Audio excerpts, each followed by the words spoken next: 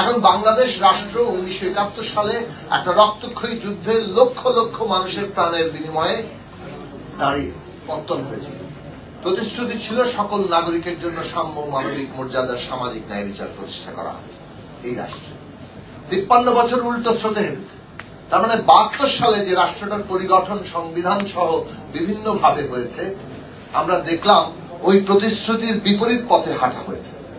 এক তো হচ্ছে কাঠামোগত দিক থেকে একটা ছোট পাকিস্তান তৈরি করা হয়েছে, কলোনিয়াল রাষ্ট্র। পাকিস্তানের এই যে ঔপনিবেশিক আধিপত্যের চেষ্টা, সেটা যেভাবে যে রাষ্ট্র দিয়ে করেছে, প্রায় সে রাষ্ট্রকে বহাল রেখে দেওয়া হয়েছে। অন্যদিক থেকে এমনকি সংবিধান যে তৈরি করা হলো, সেই সংবিধানের মধ্যে এক হাতে জনগণের অধিকারের কথা বলে আরেক হাতে পুরোটা কেড়ে নেওয়ার ব্যবস্থা করা হয়েছে। সংবিধানের পুরো ক্ষমতা কাঠামো একজন ব্যক্তির হাতে সমস্ত ক্ষমতা কেন্দ্রীভূত করেছে।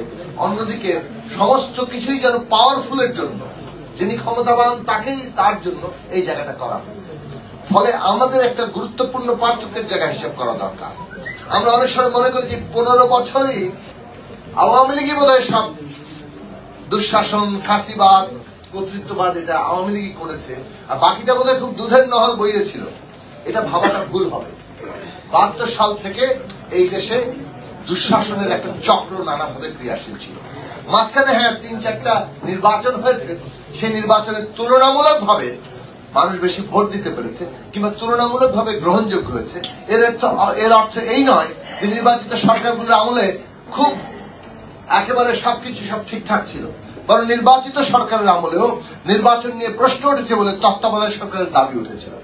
সেটা যখন গ্রহণ করা হয়েছে, তারপরে তত্ত্বাবধায়ক ব্যবস্থাও দখল করার চেষ্টা করা হয়েছে এবং সেটা প্রশ্নবিদ্ধ হয়েছে। তার কারণে 111 এসছে।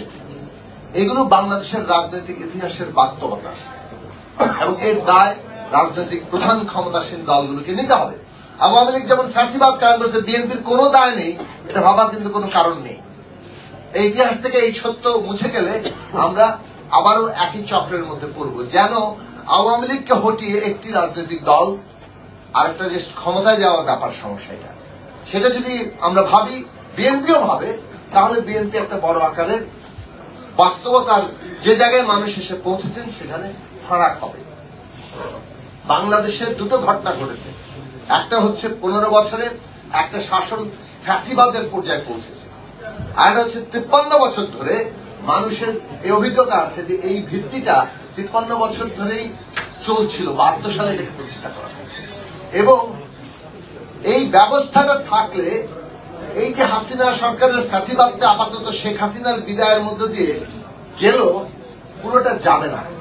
এই অভিজ্ঞতা কিন্তু হয়েছে। 71 সালে এত রক্তের পরে একটা রাষ্ট্রপতন হলো, সেটা তার আকাঙ্ক্ষার বিপরীতে চলে গেল। 90 সালে আবারও একটা গণ অভ্যুত্থান করে তারা একটা গণতন্ত্রের দিকে যেতে চাইলো, সেটা আবার বিপরীত দিকেই হাঁটতে শুরু করলো এবং সেখানে এইরকম একটা ফ্যাসিবাদ কায়েম হতে পারলো। তাহলে বাংলাদেশের মানুষের মধ্যে এই দুই জায়গা আছে যে হ্যাঁ, রাজনৈতিক দলগুলো সংগ্রাম করেছে ফ্যাসিবাদের বিরুদ্ধে, কিন্তু রাজনৈতিক দলগুলো এই সংগ্রাম যেটা করেছে ফ্যাসিবাদের বিরুদ্ধে, ফ্যাসিবাদী সরকারকে উৎখাত করার জমিন তৈরি করেছে। ছাত্ররা সেটা জীবন দান করে তাদের সমস্ত ভয়ের রাজত্বের কৌশল, দমনের কৌশল সবকিছুকে ব্যর্থ করে দিয়ে ছাত্ররা এই সরকারকে ঘাড়ে ধরে নামিয়ে দিয়েছে। গলায় গামছা বেঁধে নামানো যাকে বলে, সেইভাবে নামিয়েছে এবং এমন অবস্থা তৈরি হয়েছে যে পালিয়ে যেতে বাধ্য হয়েছে। তাহলে এই জায়গায় পার্থক্যের জায়গাটা হচ্ছে যে রাজনৈতিক দলগুলো যে জমিন তৈরি করেছে, ছাত্ররা যেটা সম্পন্ন করেছে, সেখানে কেবলমাত্র শেখ হাসিনার স্থলাভিষিক্ত হয়ে যাওয়ার মধ্যেই সমস্যাটার সমাধান নাই, সেটা নিশ্চয়ই হবে। কিন্তু যে ব্যবস্থার উপরে শেখ হাসিনা দাঁড়িয়েছিলেন, সেই ব্যবস্থাটার বদল করতে হবে। এইটা মানুষ বুঝে গেছেন এবং এইটা আমাদের রাজনৈতিক দলগুলোর এখন উপলব্ধির সময়। এই চ্যালেঞ্জ আমাদের সামনে যে জনগণ এই উপলব্ধির জায়গায় পৌঁছে গেছে। ছাত্র জনতা, ছাত্র শ্রমিক জনতা, একটা স্পেস, একটা পরিসর তৈরি হয়েছে এবং নতুন প্রজন্ম, বিশেষত ছাত্ররা, তারা এমন একটা পরিসরে এসে দাঁড়াচ্ছেন যে আমাদের এই দেশে কেবলমাত্র এই দলের বদলে ওই দল ক্ষমতায় আসলেই পরিবর্তনটা হচ্ছে না। পরিবর্তনের মূল সমস্যাটা হচ্ছে একটা ক্ষমতার কাঠামো আছে, একটা ব্যবস্থা আছে, যে ব্যবস্থাটা নিজেই হচ্ছে স্বৈরাচারী ফ্যাসিবাদের জনক। কাজে ওইখানে বদল ব্যক্তির কিংবা দলের ঘটলেও ওই ব্যবস্থার কারণে সত্যিকার অর্থে কোনো পরিবর্তন ঘটছে না।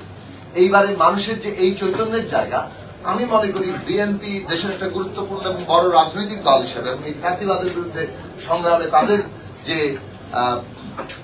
অবদান আছে কিংবা তাদের উপরে যে পরিমাণ অত্যাচার তৈরি হয়েছে, এই সমস্ত জায়গা থেকে বিএনপির এই উপলব্ধি করাটা অত্যন্ত জরুরি জায়গা যে কিভাবে তারা এই ফ্যাসিবাদের বিরুদ্ধে কিংবা ব্যবস্থার বিরুদ্ধে মানুষের যে বিক্ষোভ এবং নতুন চাওয়া সেটাকে তারা বিচার করবে। কিংবা রাজনৈতিক দলগুলো হিসেবে আমি গণসংহতি আন্দোলন করি, আমরা অনেকে গণতন্ত্র মঞ্চের সাথে যারা যুক্ত কিংবা অন্য রাজনৈতিক দল যে কোনো জোট, তাদের প্রত্যেকের এই ভাবনাটা এখন সামনে বড় চ্যালেঞ্জ। কিভাবে ছাত্র জনতার আকাঙ্ক্ষাকে আপনি পূরণ করতে কতটা প্রস্তুত হয়েছেন সেটা করাটাই কিন্তু সামনের দিনের চ্যালেঞ্জের জায়গা। প্রতিপক্ষ এখনো ছাত্ররা হয়ে গেছে এটা আমি মনে করি না। আমরা মনে করি না যে ছাত্র এখনো প্রতিপক্ষ হয়েছে। ছাত্রদের মধ্যে থেকে কেউ রাজনৈতিক দল করতে চাইতেই পারে, সেটা যদি করে তাহলে তারা স্বতন্ত্রভাবে করবে। এখনো পর্যন্ত ছাত্ররা যে জুলাই আগস্টে সকলে যে সমর্থন দিয়েছিল সেটা একটা কমন প্ল্যাটফর্ম হয়ে উঠেছিল, একটা নির্দলীয় জায়গা বলেই তো সবাই সমর্থন করেছিল। তাহলে এখনো সেই জায়গাতেই তারা আছে। দলীয় যদি কোনো কিছু করতে হয় প্রত্যেকেরই অধিকার আছে, আলাদা করে সেটা করে। যতক্ষণ পর্যন্ত ছাত্রদের স্পেস, ছাত্র জনতার স্পেস হিসেবে তাদের আকাঙ্ক্ষার প্রকাশ, ততক্ষণ পর্যন্ত আমাদেরও সমর্থন আছে। ওই ছাত্র জনতার মধ্যে দিয়ে মানুষের আকাঙ্ক্ষা যেটা প্রকাশিত হয়েছে, রাজনৈতিক দলের কাজ হচ্ছে সেটার সাথে এঙ্গেজ হওয়া এবং সেটার মধ্য থেকে কিভাবে সেটা পূরণ করা যায় সেই বিষয়ে একটা যাকে বলে যে পরিণত নেতৃত্বমূলক ভূমিকা রাখা।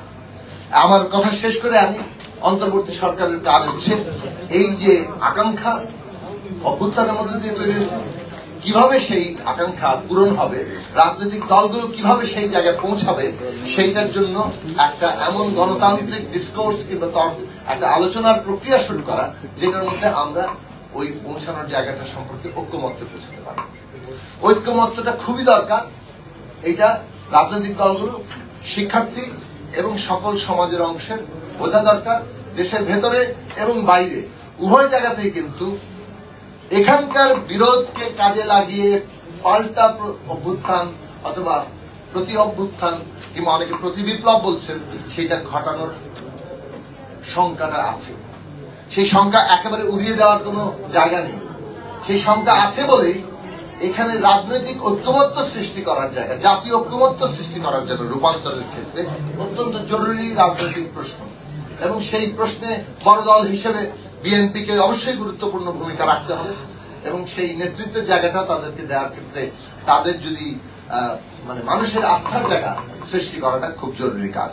তাহলে আমরা যেটা জরুরি মনে করি, অন্তর্বর্তীকালীন সরকার তারা এমন ভাবে একটা আলোচনার প্রক্রিয়া শুরু করবেন, রাজনৈতিক দল, শ্রেণী পেশার সংগঠন, শিক্ষার্থী, ছাত্র সমাজ, এই সবটাইকে নিয়ে যাতে করে রাজনৈতিক উত্তরণের পর্বটা কি, আমরা কি কি করতে চাচ্ছি, কি করতে পারবো, তার মধ্যে দিয়ে কিন্তু রোড ম্যাপ ব্যাপারটা পরিষ্কার হতে পারে।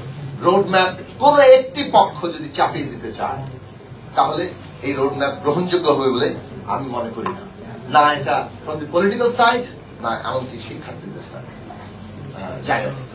কাজেই এই আলোচনায় অন্তর্বর্তী সরকারের প্রুডেন্ট ভূমিকা হবে যে দ্রুত এমন একটা আলোচনার জায়গা শুরু করা যেখান থেকে আমরা রোড ম্যাপ ব্যাপারটা আমাদের কাছে স্পষ্ট হতে পারে।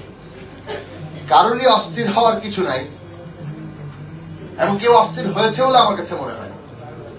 রাজনৈতিক দলগুলো একটা আশঙ্কার কথা বলছেন, যেহেতু তাদের পূর্ব অভিজ্ঞতা আছে যে এইখানে একটা 1-11 তৎপরতা করা হয়েছিল। এইখানে রাজনৈতিক দলগুলোকে নানাভাবে মাইনাস ফর্মুলার মধ্যে নিয়ে গিয়ে নানা কিছু করার কথা ছিল। সুতরাং যে অভিজ্ঞতার মধ্যে দিয়ে গেছে রাজনৈতিক দলগুলো, সেই অভিজ্ঞতা যাতে তাদের নানান প্রশ্ন উত্থাপিত হবে যদি এমন কোন লক্ষণ দেখা যায়।